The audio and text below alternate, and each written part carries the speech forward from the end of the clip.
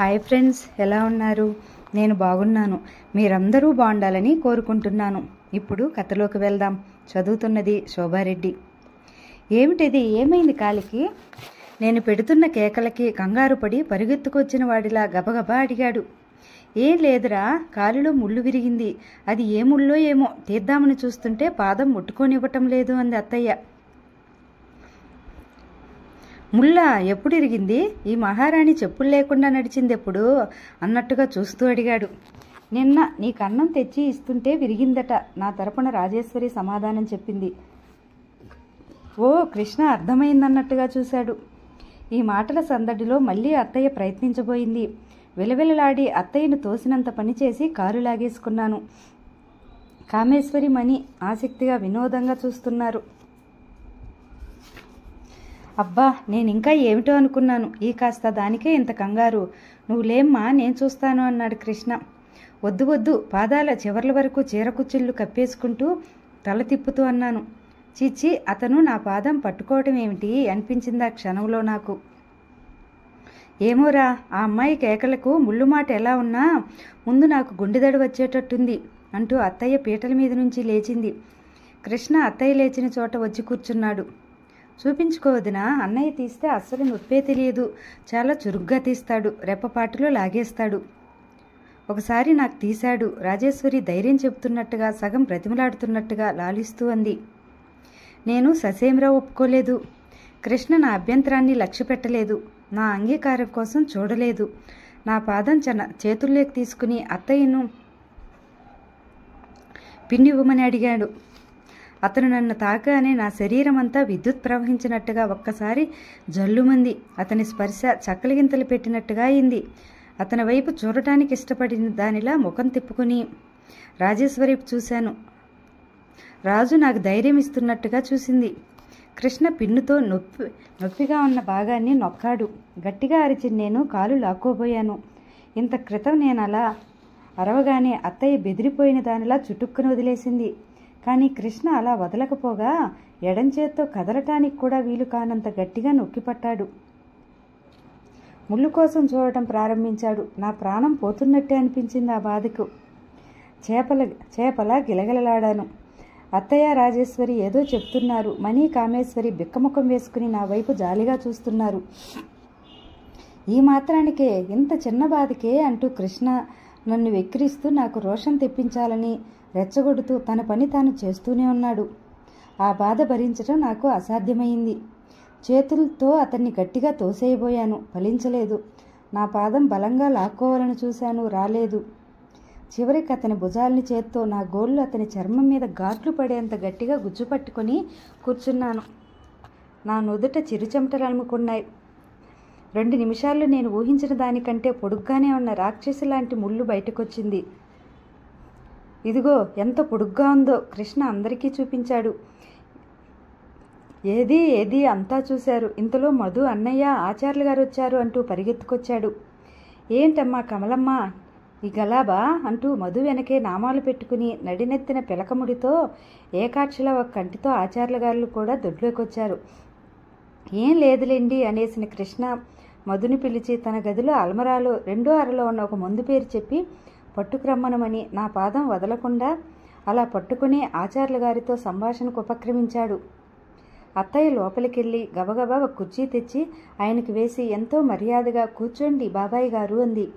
నాకు కొద్ది దూరంలో కూర్చుని ఉన్న ఆయన ఒక్కసారి ముక్కు పొడుం పీల్చి సంబంధం వివరాలు చెప్పడం ప్రారంభించాడు. ఆయన మాటలను బట్టి ముఖ్యంగా తెలిసిన సంగతులివి. పిల్లాడు పాస్ అయ్యింది, స్కూల్ ఫైనలే, కానీ ప్రైవేట్ కంపెనీలో నెలకు 200 తెచ్చుకుంటున్నాడు. ఇంటికి ఈ అబ్బాయి పెద్ద కొడుకు. అతని తర్వాత 4 ఆడపిల్లలు, 3 మగపిల్లలు ఉన్నారు. తండ్రి హెడ్ మాస్టర్ చేసి రిటైర్డ్ అయిపోయాడు. కట్నం ఎంతలో ఉన్నారు అన్నాడు కృష్ణ. కట్నం మీద పెద్ద ఆశ లేదు. పెళ్లి ముచ్చటగా వేడుగ్గా అన్ని లాంఛనాలతో జరిగితే చాలట. లాంఛనాలంటే కృష్ణ కనుబొమ్మలు ముడుస్తూ అడిగాడు. ముందు వాళ్ళ పిల్లని చూడనివయ్యా, పిల్ల నచ్చిందంటే తర్వాత అవన్నీ మాట్లాడుకుందాం. మనకి తెలిసిన వాళ్ళే, పర్వాలేదు. పిల్ల వాళ్ళకి నచ్చుతుందనే నమ్మకంతోనే వాళ్ళకి చెప్పాను నేను. చూడడానికి ఎప్పుడొస్తారు? మీకు అభ్యంతరం లేకపోతే ఎల్లుండి తిది వారం అన్నీ బాగున్నాయి. నేను రేపు బందరు పని మీద వెళ్తున్నాను. ఎల్లుండి నువ్వు తీసుకురమ్మంటే వెంట పెట్టుకుని తీసుకువస్తాను, మరోసారి ముక్కుపుడం పట్టిస్తూ అన్నాడాయన. కృష్ణ వెంటనే సమాధానం చెప్పలేదు. మధు తెచ్చిన తెల్లటి పౌడర్ లాంటి మందు నా కాలికి జాగ్రత్తగా కట్టుకట్టాడు. ముళ్ళు గుచ్చుకున్న చోట దాన్ని తీస్తుంటే కొద్దిగా చీము రక్తం వచ్చినాయి. నా కాలి కట్టు కడుతున్నప్పుడు అతన్ని చేతివేళ్ళని నేను పరీక్షగా చూశాను. సన్నగా పొడుగ్గా పలచగా ఉన్న వేళ్ళు కదలికలో ఒక విధమైన చురుకుదనం ఉంది. వాడిని అడిగేదేముంది, తీసుకురండి అంటోంది అత్తయ్య. ఆచార్యులు గారు ఏదో అంటున్నారు, కానీ ఆ మాటలు నా చెవులకి ఎక్కలేదు. నా దృష్టి అంతా నా ఎదురుగా ముక్కాలిపీట మీద కూర్చుని నా పాదం ఒళ్ళో పెట్టుకుని కొద్దిగా తల ఉంచుకుని కట్టుకడుతున్న కృష్ణ మీదనే కేంద్రీకృతమై ఉంది. పక్క నుంచి చూస్తే అతన్ని చెంప, ఆ నుదురు, ముక్కు చెక్కినట్టుగా తీరుగా అందంగా ఉన్నాయి. సీరియస్గా ఏదో ఆలోచిస్తున్నట్టుగా బిగబట్టిన అతని దవడ ఎముక పైకి తేలి కనిపించటం కూడా ఓ అందంగానే ఉంది. నేను వచ్చినప్పటి నుంచి చూస్తూనే ఉన్నాను. అతను బట్టల విషయంలో కానీ జుట్టు దువ్వుకోవటంలో కానీ ప్రత్యేకమైన శ్రద్ధ ఏదీ తీసుకున్నట్టు నాకు కనిపించనే లేదు.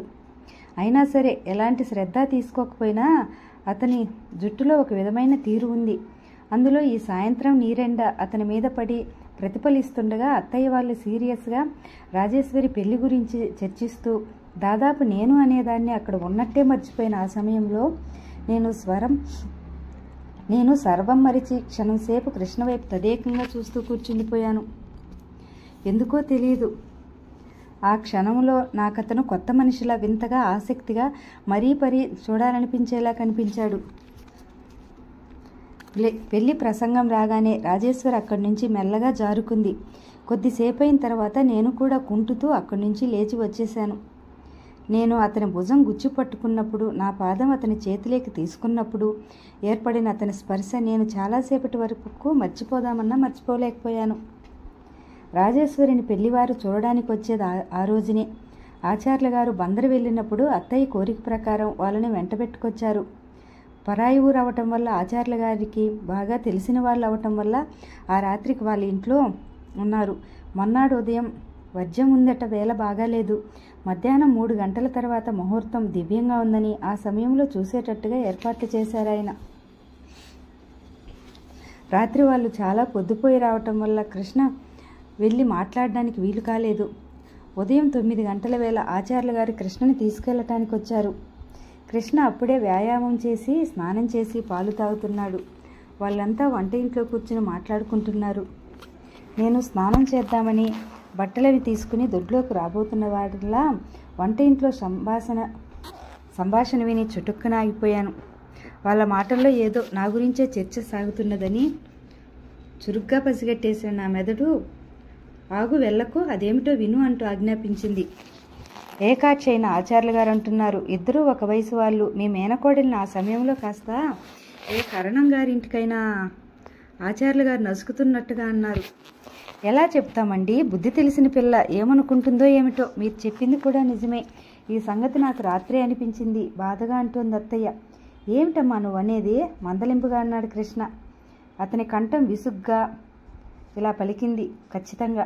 చూడండి ఆచార్యులు గారు, మీనా ఎక్కడికి వెళ్ళదు, ఇక్కడే ఉంటుంది. అంతేకాదు ఆ సమయంలో వాళ్ళకి కావలసిన కాఫీలు పలహారాలు ఆ అమ్మాయి చేతనే ఇప్పిస్తాను. స్కూలు ఫైనలే పాస్ కాని మనిషి వెనక దమ్మిడీ ఎత్తులేని వాళ్ళు ఆ అమ్మాయిని చూస్తే మాత్రం కావాలని ఎలా అంటారు? కానివ్వండి, ఇది కూడా ఒక అందుకు మంచిదే. అలాంటి అత్యాశలు ఏమైనా ఉంటే నా చెల్లెల్ని అసలు ఇవ్వను. వ్యక్తిత్వం గుర్తించలేని వాళ్ళు తాము వచ్చిన పని ఏమిటో మర్చిపోయే వాళ్ళంటే నాకు మహామంట. దీంతో ఆ అబ్బాయి అసలు రూపం కూడా నాకు తెలుస్తుంది. మీ ఇష్టం, నాదేముంది అన్నాడు ఆచార్యుల గారు. ఆయన ఇష్టం అని పలకటంలోనే మొహం మార్చుకున్నాడని తెలుస్తూనే ఉంది. బాగానే ఉంది, రాక వచ్చిన సంబంధం అన్ని విధాలా మనకి అందుబాటులో ఉన్నట్టుంది అని ఆగపడుతున్నది 10. ఇప్పుడే రావాలా? ఒకవేళ వచ్చినా అమ్మాయి ఇప్పుడే ఉండాలా? మా రాత కాకపోతే? అత్తయ్య స్వరంలో గూడుకట్టున్న వేదన దిగులు నా మనసుని అంబుమనలా తాకినాయి. నేను చుట్టుక్కుని వెనక్కి తిరిగి వచ్చేశాను. నేను మాత్రం ఇంగిత జ్ఞానం లేని దాన్ని కాదు. నేను ఆ మాటలు వినటం చాలా మంచిదైంది. కృష్ణ నిర్మోహమాటం నాకు నచ్చింది. కానీ అత్తయ్య బాధ కూడా నాకు అర్థమైంది. స్నానానికి వెళ్ళటానికి సిద్ధమై బట్టలు తీసుకుంటున్న నేను ఆ ప్రయత్నం మానేసి జడ వేసుకుని బట్టలు మార్చుకుని కృష్ణ పడుకుని మంచం మీద పడుకున్నాను. వ్యక్తిత్వం గుర్తించలేని వాళ్ళు, వచ్చిన పని మర్చిపోయేవాళ్ళు నాకు మహామంట. కృష్ణ నోటి నుండి వెలువడిన వాక్యాలు నాకు పదే పదే గింగురుమంటున్నాయి. అతనికి ఎంత ఖచ్చితమైన అభిప్రాయాలున్నాయి, వాటిని అమలుపరచటంలో ఎంత నిర్మోహమాటం. అమ్మ కూడా అంతే. కానీ అమ్మకి కృష్ణకి ఒక తేడా ఉంది. చిన్న విషయం ఎదుటివారి నెత్తి మీద రుద్దాలని అమ్మ చూస్తుంది. కానీ కృష్ణ అలా కాదు. అన్ని విషయాలు తన దృష్టితో కాక అవతల వాళ్ళ దృష్టితోనే ఆలోచిస్తాడు, యోచిస్తాడు. నాకెందుకో ఒక్కొక్క రోజు గడిచిన కొద్దీ కృష్ణలో కొత్తదనం కనిపిస్తున్నట్టుగా అనిపించసాగింది. నా కన్నె మనసులో నాకు తెలియకుండానే ఎన్నో ఆలోచనలు. అది ఇష్టంగా ఒక తీయటి కళ రూపొందసాగింది. నాన్న తర్వాత నాకు నచ్చిన మొట్టమొదటి మగాడు ఇతనేనన్న విషయం నాకు బాగా గుర్తుకు రాసాగింది. ఆచార్యుల గారితో వాళ్ళ ఇంటికి వెళ్ళబోతున్న కృష్ణ ఎందుకో నా గదిలోకొచ్చాడు. నేను ఎప్పుడూ లేనిది పగలు తన మంచం మీద పడుకుని ఉండటం చూసి అతని కళ్ళల్లో లీలగా ఆశ్చర్యం కనిపించింది.